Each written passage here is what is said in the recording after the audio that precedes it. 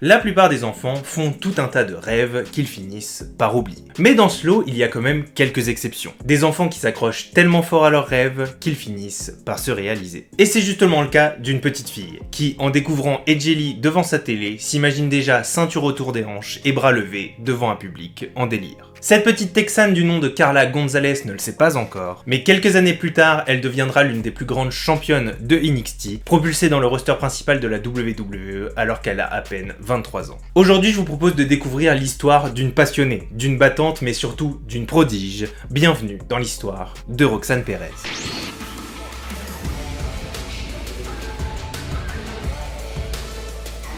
Cette histoire, c'est celle de Carla Gonzalez, qui est née le 5 novembre 2001 à Laredo, au Texas. Et en allumant sa télé, la jeune Carla, elle découvre Edgely en pleine action dans un ring de la WWE. Et il faut dire qu'en plein air des divas à la WWE, Edgely c'est quand même un électron libre. Elle bouscule les codes, elle apporte une touche différente, et pour plein de petites filles, elle apporte une nouvelle vision de ce que peut être une catcheuse. Et pour Carla, c'est la révélation. Alors, du haut de ses 13 ans, elle va commencer à s'entraîner. S'entraîner très dur, dans l'espoir qu'un jour, elle aussi, elle puisse brandir une ceinture dans les airs pour inspirer de nombreuses petites filles. À partir de ses 16 ans, elle va s'inscrire dans une école, mais qui est aussi une fédération indépendante de catch fondée par Booker T, la Reality of Wrestling. Elle va rapidement se faire repérer par le Hall of Famer, qui va devenir son mentor, et qui va la pousser à catcher de plus en plus dans les shows de sa promotion. Et c'est sous le nom de Roxy qu'elle va évoluer petit à petit à la ROW, jusqu'à devenir la plus jeune championne féminine de la division. La jeune Roxy va alors rapidement se faire un nom et attirer l'attention d'autres promotions de catch plus populaires comme la Ring of Honor qu'elle intégrera en avril 2021. Et à l'époque, la ROH, elle veut justement redynamiser son roster féminin. Elle va alors lancer un tournoi entre 15 superstars féminines pour couronner la toute première championne du monde de la ROH. Et contre toute attente, la jeune Roxy va se hisser jusqu'à la finale du tournoi pour faire face à Miranda Alizé lors de l'événement Death Before Dishonor. Et pour Roxy, c'est déjà un énorme exploit d'être arrivée jusqu'en finale du tournoi. Mais finalement, le plus grand exploit restait à venir, puisque le soir du 12 septembre 2021, Roxy se couche sur Miranda Alizé pour devenir la toute première championne du monde de la ROH. Mais voilà, cette période, elle est aussi très marquée par des turbulences au sein de la ROH. Départ de grosses têtes de la division, beaucoup de problèmes liés à la pandémie de la Covid-19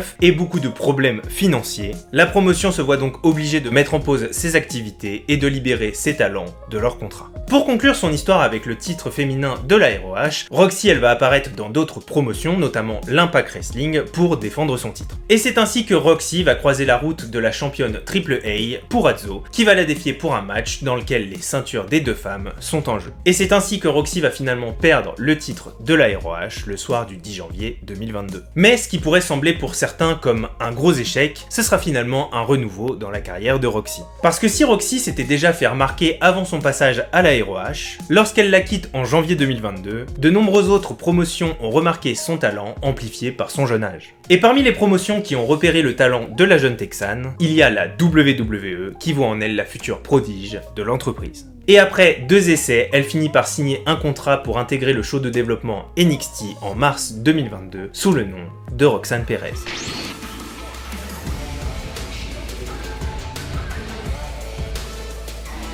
La fraîchement renommée Roxanne Perez fera son premier match à la WWE le 15 avril dans NXT Level Up. Ce programme de développement diffusé sur le network de la WWE visait à préparer les superstars en herbe à intégrer NXT. Si vous voulez, c'est un peu le NXT de NXT. Et le programme s'est arrêté récemment en 2024 pour être remplacé par LGF et Evolve. Lors de ce premier match, elle va affronter Sloane Jacobs qu'elle réussira à vaincre pour remporter sa toute première victoire à la WWE. Et cette première victoire aura suffi à Roxanne Perez pour prouver qu'elle n'a pas besoin d'un second tour à Level Up. Elle était déjà prête à intégrer le show jaune original. C'est donc seulement quelques jours après, le 19 avril 2022, que Roxanne Perez fait officiellement ses premiers pas à NXT. Et pour ce premier match, elle va affronter Jessie Jane, la moitié des championnes par équipe de NXT qu'elle détient avec sa partenaire Gigi Dolin, dans la formation appelée Toxic Attraction, qui est dirigée par nul autre que la championne de NXT, Mandy Rose. Et ce premier match sera une réussite pour Roxanne Perez qui viendra à bout de son adversaire grâce à l'intervention de Wendy Choo qui était déjà en rivalité avec Toxic Attraction.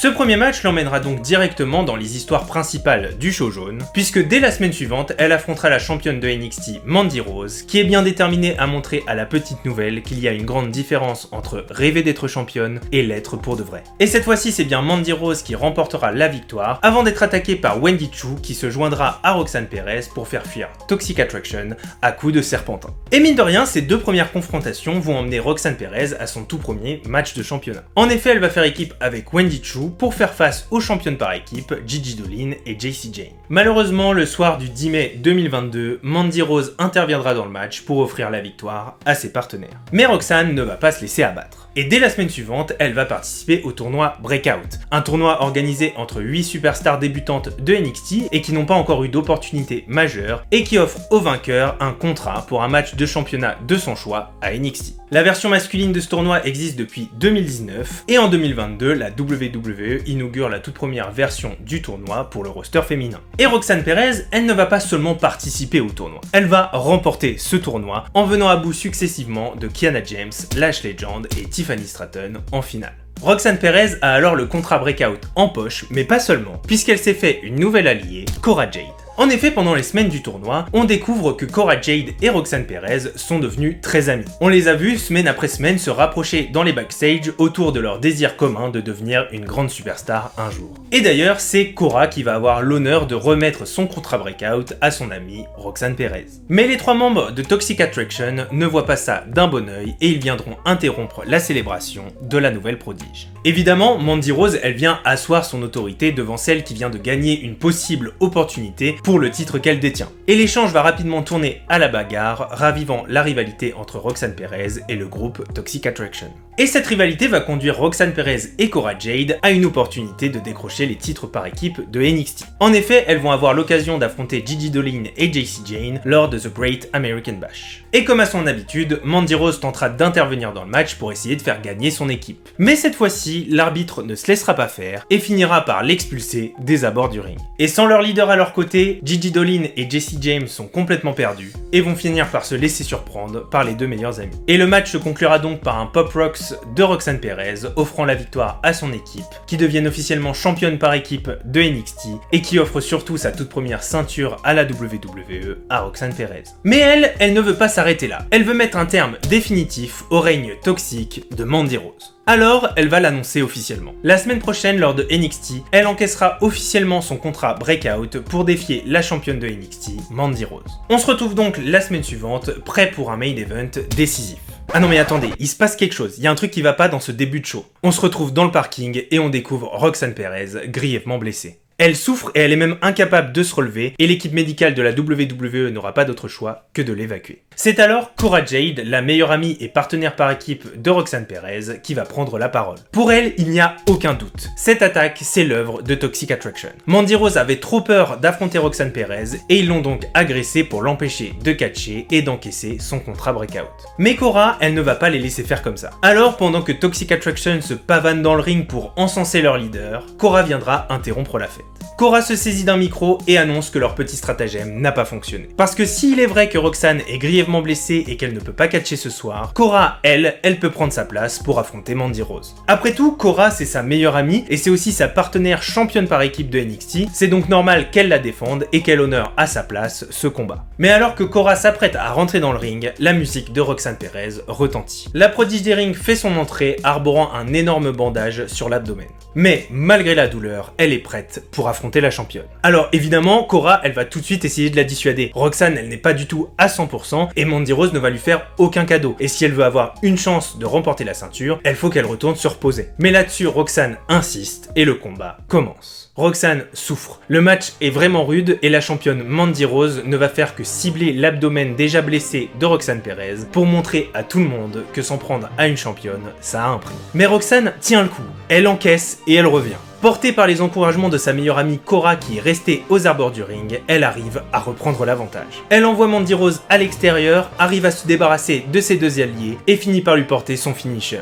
Ça y est, elle y est presque. Il lui suffit maintenant de remettre Mandy sur le ring pour pouvoir effectuer le tombé. Cora vient une nouvelle fois l'encourager pour qu'elle réussisse à rassembler ses dernières forces pour pouvoir remettre Mandy sur le ring et devenir Roxanne to belt. Elle finit par remettre Mandy Rose sur le ring, monte sur le tablier de ce dernier, mais pendant que l'arbitre a le dos tourné, Cora trahit sa partenaire en lui envoyant un énorme coup de ceinture. Roxanne s'écroule. Elle est sous le choc à la fois physiquement parce qu'entre vous et moi, un gros coup de ceinture dans la tronche, bah ça fait mal, mais surtout mentalement car elle ne comprend pas que sa meilleure amie ait pu la trahir. Et c'est finalement ce moment de doute qui signera la fin du match, puisque Mandy Rose en profitera pour mettre complètement KO sa challenger pour conserver sa ceinture. Et jugeant qu'elle ne lui avait pas fait suffisamment de mal, Cora Jade montera sur le ring pour passer à tabac sa partenaire. Cora expliquera ensuite son geste. Elle expliquera qu'elle a toujours tout donné à Roxanne Perez. À l'époque, c'était elle la star montante de NXT. Elle avait à la fois l'attention des fans, mais surtout l'attention des caméras. Et quand Roxanne est arrivée avec son grand sourire et la tête remplie de rêves, Cora, elle a voulu partager un peu de sa lumière avec son amie. Mais très vite, les projecteurs ont changé de direction. Les fans se sont mis à acclamer la prodige Roxanne Perez, en oubliant complètement celle qui l'avait portée jusque-là. Et pourtant, Cora, elle avait pris sur elle. Elle avait serré les dents et elle était restée aux côtés de son amie jusqu'à devenir championne par équipe avec cette dernière. Mais alors qu'elles arboraient leur ceinture par équipe depuis à peine 5 minutes, Roxanne ramène les projecteurs sur elle en affirmant qu'elle allait encaisser son contrat breakout. Et là, c'en était trop pour Cora. Alors elle a mis au point un plan pour redevenir la vedette du show jaune. Blesser Roxanne Perez pour l'empêcher d'encaisser son contrat et la remplacer dans son match de championnat contre Mandy Rose pour devenir la nouvelle championne de NXT. Et son plan se déroulait à la perfection. Mais encore une fois, Roxanne s'est accaparé les projecteurs, en revenant malgré sa blessure pour son match de championnat. Et c'est là que Cora a craqué. Elle ne voulait plus partager, elle ne voulait plus faire semblant, alors elle l'a frappé. Elle l'a frappé fort avec le symbole de leur amitié, la ceinture de championne par équipe.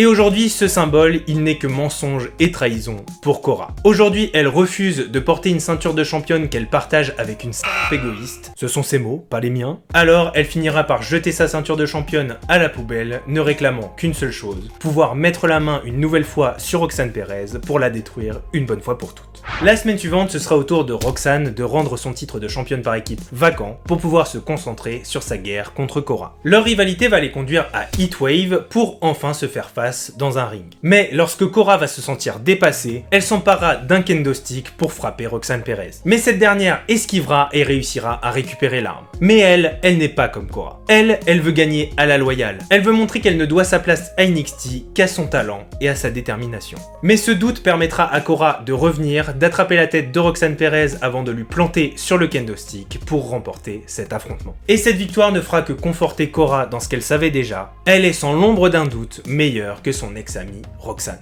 Mais cette dernière n'avait pas dit son dernier mot. Et cette fois, il n'y aura pas de compassion. Si Cora veut jouer avec des armes, alors on va jouer avec des armes. Et pour qu'aucune règle ne puisse les arrêter, leur prochain match prévu à Halloween Havoc sera un Weapon Wide Match. Aucune disqualification et surtout des objets en tout genre disposés autour du ring, c'est la définition même de la violence à NXT. Et des objets, on va y avoir droit dans tous les sens. Un skateboard, des chaînes, un balai, mais surtout le fameux kendo stick. Et cette fois-ci, Roxanne Perez n'hésitera pas, et elle martèlera le corps de son ancienne meilleure amie avec l'arme qui lui avait causé sa défaite lors de Heatwave. Et dans un match intense et brutal qui verra les deux femmes passer à travers une table en dehors du ring, c'est finalement Roxanne qui réussira à sauter sur le dos de son adversaire avant de l'envoyer s'écraser sur une pile de chaises. Cora Jade est complètement KO et c'est Roxanne Perez qui remporte la victoire pour mettre un point final à leur rivalité. Dès son arrivée à NXT, Roxanne Perez elle a directement été envoyée dans les storylines principales du show jaune. Elle a combattu l'équipe la plus dominante du roster, elle a été championne et elle a même eu une grosse rivalité avec sa meilleure amie. En quelques mois, Roxanne s'est imposée comme une des figures majeures de NXT. Mais si Roxanne veut accomplir son rêve d'être une des plus grandes superstars des rosters principaux, il va falloir viser encore plus haut.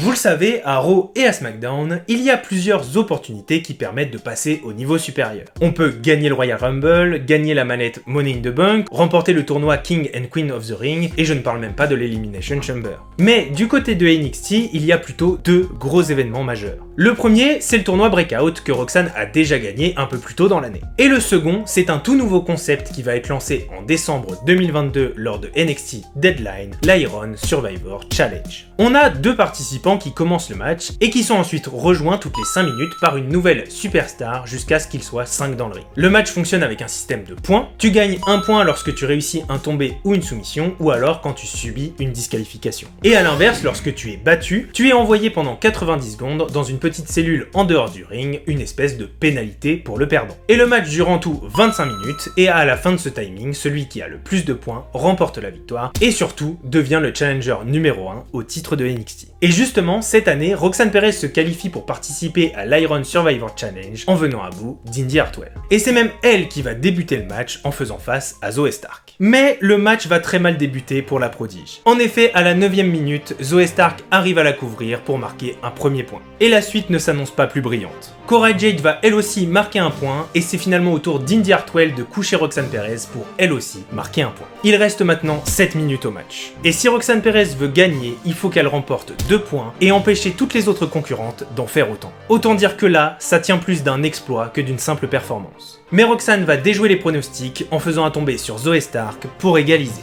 Et seulement quelques minutes plus tard, Roxanne bondit sur Cora Jade avant de l'écraser au sol pour marquer son second point. Et après avoir lutté pendant de nombreuses minutes pour empêcher toutes ses adversaires de revenir au score, Roxanne est officiellement proclamée toute première gagnante de l'Iron Survivor Challenge. Et Roxanne ne veut pas attendre. Dès le NXT suivant, Roxanne Perez défiera la championne de NXT, Mandy Rose, pour le main event de la soirée. Et le match est beaucoup plus équilibré que leur première rencontre. Et ça va énerver la championne. Voir une petite rookie oser lui tenir tête, c'est inacceptable. Alors elle va lui envoyer son fameux coup de genou pour enfin la mettre à terre. Roxanne s'écroule, mais comme à son habitude, elle va déjouer tous les pronostics et va se dégager. Mandy Rose est excédée, elle veut vraiment en finir. Mais la colère, ça a tendance à brouiller les idées. Et ça, Roxanne l'a senti. Alors, elle va profiter de l'ouverture, se glisser dans la brèche et réussir à placer son Pop Rocks sur la championne. Elle se couche alors sur Mandy Rose et remporte la victoire. Roxanne vient de remporter le titre majeur de NXT. C'est elle, la nouvelle championne. Et c'est avec une émotion palpable qu'on verra Booker T, son mentor de toujours, brandir le bras de la nouvelle championne de NXT,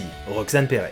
Mais elle n'aura pas le temps de souffler, puisqu'elle entame son règne dans un roster affamé où tout le monde veut prendre sa place. Alors, pour désigner sa prochaine challengeuse, la WWE va organiser une bataille royale. Et petit à petit, les différentes challengeuses se font éliminer les unes après les autres. On voit tomber Lyra Valkyria, Cora Jade, Alba Fire. Elles tombent toutes jusqu'à laisser seulement sur le ring Jessie Jane et Gigi Dolin. C'est alors que les deux amis de Toxic Attraction vont devoir se départager pour savoir laquelle des deux sera la challengeuse numéro 1 de Roxanne Perez. Puisque oui, à la fin, il ne peut y en avoir qu'une. Enfin ça, c'est ce qu'on croyait. Parce qu'en effet, les deux femmes vont monter sur le coin du ring pour continuer leur échange de coups, jusqu'à ce qu'il n'y en ait un qui soit fatal, et les deux femmes tombent toutes les deux en même temps, en dehors du ring. Et en regardant les images, c'est clair et net, on ne peut pas les départager, elles ont touché le sol toutes les deux en même temps. Alors, le verdict tombe. Les gagnantes de cette bataille royale et les futures challengeuses numéro 1 de Roxanne Perez ne sont autres que les deux amis de Toxic Attraction. Un double défi pour notre nouvelle championne. Parce que même si les deux amis nous simuleront des dissensions dans leur équipe pour essayer de troubler Roxanne, c'est bien côte à côte qu'elles feront leur entrée pour montrer à la championne que ce n'est pas un triple threat match, mais plutôt un match handicap.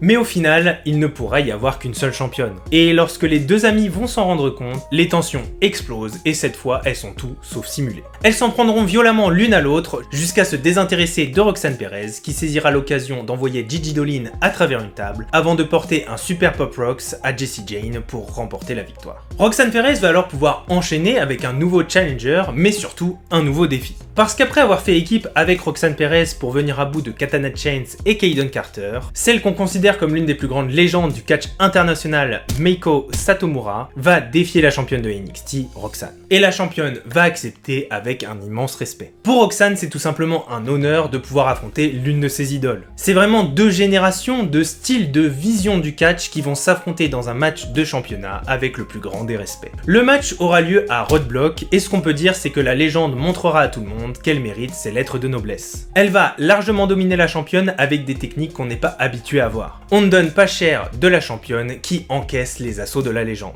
Mais d'un coup, Roxanne va surprendre Meiko avec un roll-up pour obtenir son compte de 3 et conserver sa ceinture. Roxanne vient d'ajouter un nouvel exploit à sa jeune carrière, elle a battu l'une des plus grandes légendes du catch. Mais à force d'enchaîner les exploits et les grandes performances, le corps y commence à fatiguer. Et alors que Roxanne célèbre la victoire, elle commence à tituber et finit par s'écrouler au milieu du ring.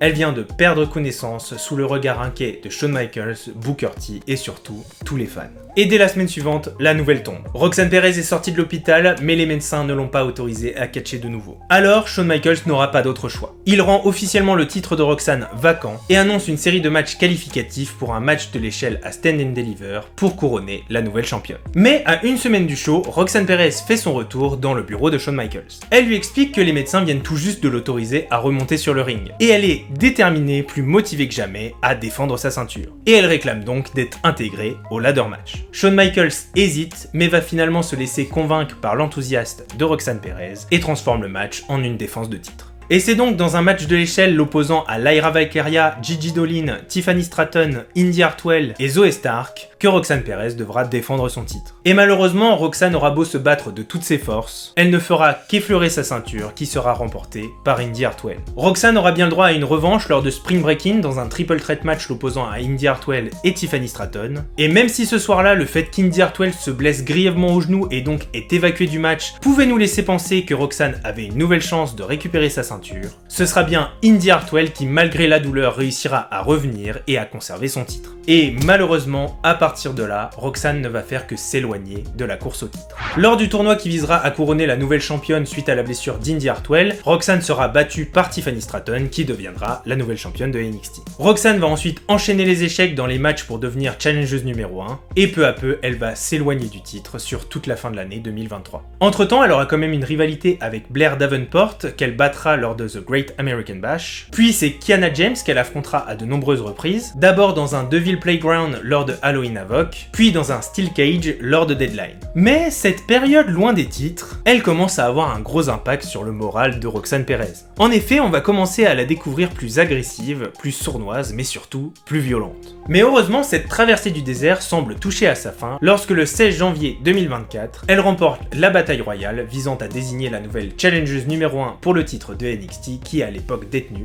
par Lyra Valkyria. Et les deux femmes vont se montrer un respect mutuel lors de la signature de contrats qui officialisent leur match pour Vengeance Day. Mais si les deux nouvelles rivales restent courtoises, il y en a une qui va très mal le supporter. Et c'est ainsi que Tatum Paxley se jette sur Roxanne Perez avant de la faire passer à travers une table. En fait, à cette époque-là, Tatum Paxley, elle a une obsession très malsaine envers Lyra Valkyria. Et forcément, elle a pas envie de voir l'objet de son obsession perdre son titre, et donc elle veut tout faire pour l'avantager. Et si vous voulez en savoir plus sur la relation toxique qu'a eu Lyra Valkyria avec Tatum Paxley, j'en ai récemment parlé dans une vidéo sur le début de carrière de Lyra Valkyria qui se concentre sur son passage à NXT, et dans cette vidéo, on parle notamment du règne de championne NXT de Lyra Valkyria qui sera entaché par les actions de Tatum. Et on se retrouve donc à Vengeance Day dans un match qui oppose deux de mes superstars préférés de NXT. Roxanne est plus déterminée que jamais à récupérer l'or sur ses épaules. Et elle va dominer le match, enchaîner les offensives, jusqu'à réussir à porter son Pop Rocks sur la championne. Mais avant qu'elle n'ait pu réaliser le tombé, Lola Vice, la gagnante du tournoi Breakout de cette année, débarque avec son contrat. Et elle va tout de suite l'encaisser pour transformer le match en un triple threat match. Roxanne doit tout recommencer. Mais elle n'abandonne pas et maintient sa domination sur le ring.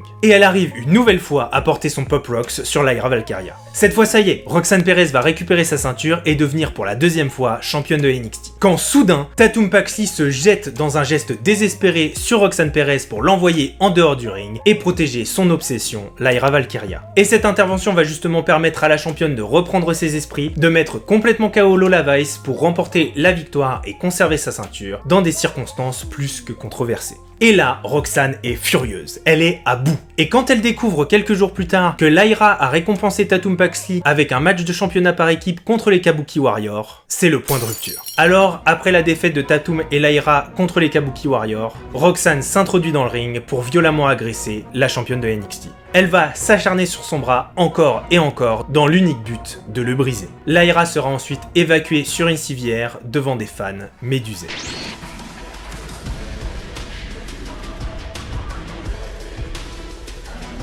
Mais alors, qu'est-ce qui s'est passé? Où est passée la Roxanne toute souriante, émerveillée de vivre son rêve d'être à NXT? Celle qui sautait partout juste à l'idée de pouvoir une nouvelle fois monter sur un ring. Eh bien en fait, Roxanne, elle a tout donné à NXT. Dès son arrivée, elle a montré à tout le monde que c'était elle la plus déterminée à conquérir le monde du catch. Tournoi Breakout, Iron Survivor Challenge, championne par équipe, championne de NXT, Roxanne, elle a tout fait et elle a tout réussi. Elle a tout simplement porté la division féminine sur ses épaules. Elle est devenue le visage du show jaune. C'est pour elle que tous les fans achètent des billets pour assister à NXT. Et après tout ça, comment on la remercie? En offrant son titre à n'importe qui? Mais malgré ça, malgré cette injustice, Roxanne, elle a continué à se défoncer pour le show jaune. Pendant que la championne de NXT, elle fait que des matchs simples, elle a enchaîné de vrais matchs. Elle a enchaîné des Steel Cage, des Devil Playground. Et quand enfin, après un an sans opportunité, on lui donne enfin une chance, elle se la fait voler par une intervention extérieure? Et Lyra dans tout ça. Parce qu'en effet, elle a rien fait, elle contrôle pas les gestes de Tatum. Mais en fait, elle a rien dit non plus. Pas un mot, pas une excuse,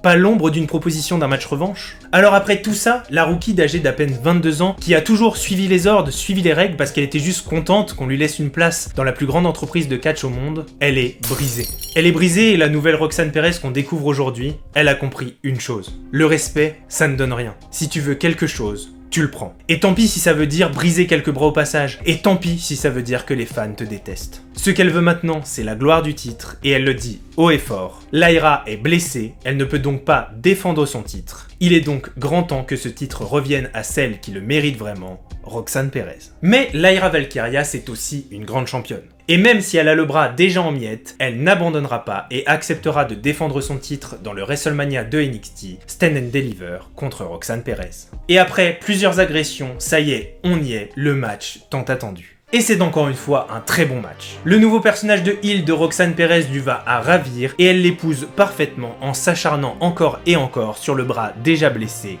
de Lyra Valkyria. La Roxanne compatissante qui suit les règles, c'est fini. Elle est là pour gagner, mais surtout, elle est là pour faire souffrir Lyra. Mais la championne, elle encaisse, elle résiste encore et encore. Et même après un Pop Rocks en plein milieu du ring, elle se dégage une nouvelle fois. Et plus les minutes passent, plus la frustration de Roxanne Perez monte et explose. Tatum Paxley essayera d'intervenir, mais au point où on en est, plus rien ne peut arrêter Roxanne Perez. Elle étale Tatum en dehors du ring pour continuer sa séance de torture sur le bras de Lyra. Elle lui place un deuxième Pop Rocks, mais cette fois, elle n'enchaîne pas avec un tombé. Je vous l'ai dit, ce que veut Roxanne, c'est faire souffrir Lyra. Alors elle va enchaîner avec un crossface qui tord le bras déjà massacré de la championne. Lyra va rassembler toutes ses forces et essaye de ramper vers les cordes, mais Roxanne la ramène au milieu du ring, brisant ainsi tous ses espoirs. Et sous la pression d'une douleur qui devient insupportable, Lyra Valkyria tape le ring et abandonne.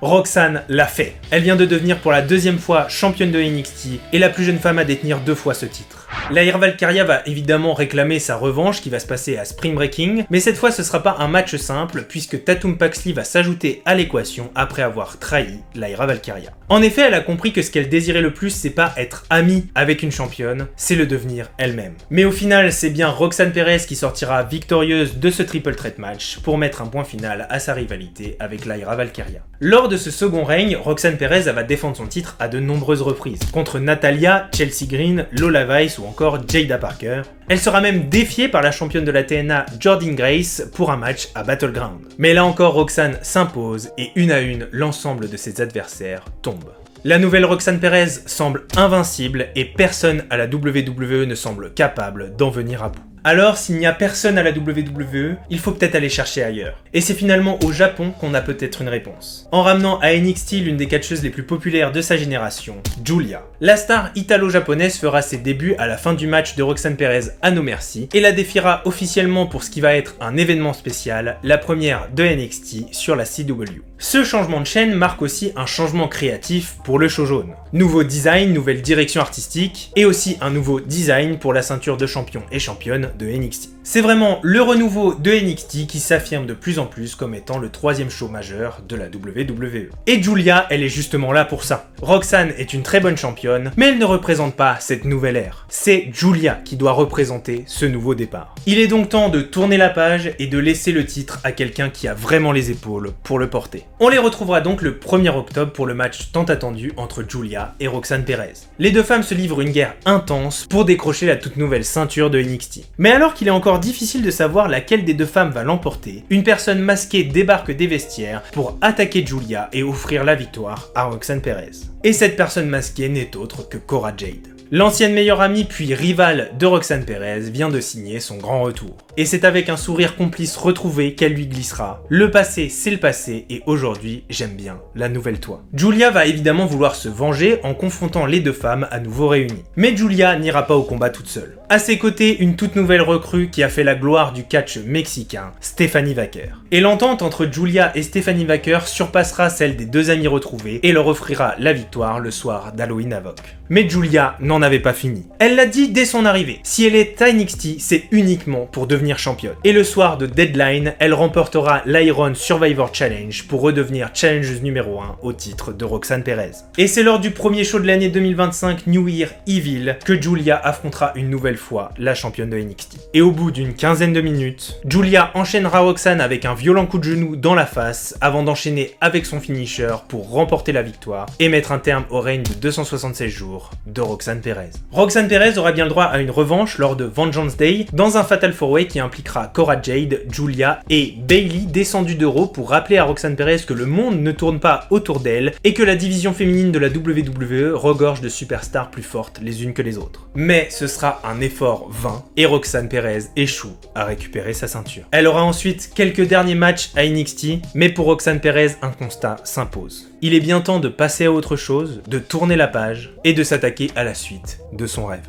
Parce que je ne vous l'ai pas dit, mais pendant son parcours à NXT, Roxanne Perez avait déjà fait ses premiers pas dans les rosters principaux. Elle a notamment participé à tous les Royal Rumble depuis 2023, et elle a même établi un record lors de l'édition 2025 en tenant plus d'1 heure et 7 minutes dans le Rumble avant d'être éliminée par la gagnante de cette édition, Charlotte Flair. Elle a également pris part à l'Elimination Chamber de cette année où elle s'est très bien défendue avant d'être éliminée par Alexa Bliss. Alors, lorsque la WWE a officialisé il y a quelques semaines sa signature pour le roster de Raw, ça semblait être la suite logique.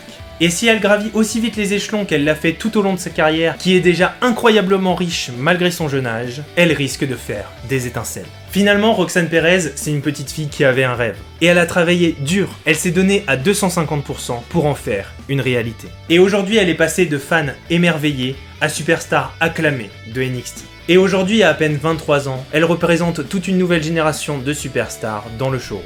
Et s'il y a bien une chose qui est sûre, c'est que ce n'est que le début. Et voilà, vous savez tout sur les débuts de Roxanne Perez et vous êtes maintenant prêt à suivre son évolution dans le roster principal. Et c'est d'ailleurs justement le but de ce format qui traite justement des débuts de carrière de superstars qu'on voit débarquer dans les rosters principaux afin de savoir par quoi ils sont déjà passés lorsqu'on les découvre à Raw ou à SmackDown. J'ai déjà fait une vidéo sur Lyra Valkyria et je vous invite à me proposer en commentaire le nom d'autres superstars qui viendraient de débarquer dans les shows principaux pour connaître leur début de carrière. Surtout qu'entre vous et moi, en ce moment il y en a plein qui débarquent de partout, entre Julia, entre Stephanie Vaquer, entre Fraxium, il y a vraiment plein de choix. Et sur ce, je vous remercie d'avoir regardé la vidéo jusqu'au bout, n'hésitez pas à liker et partager si elle vous a plu. Et pour ceux qui me connaissent pas, je m'appelle JN et sur cette chaîne Catchology, on raconte des histoires sur le milieu du catch pour revivre ensemble des grandes rivalités, des carrières de grandes superstars. Et c'est aussi l'occasion pour les nouveaux qui découvrent la WWE aujourd'hui de se remettre à jour sur les histoires passées afin de bien comprendre les événements actuels qui se passent dans nos shows principaux. Et sur ce, je vous dis cordialement et à la prochaine pour une prochaine histoire.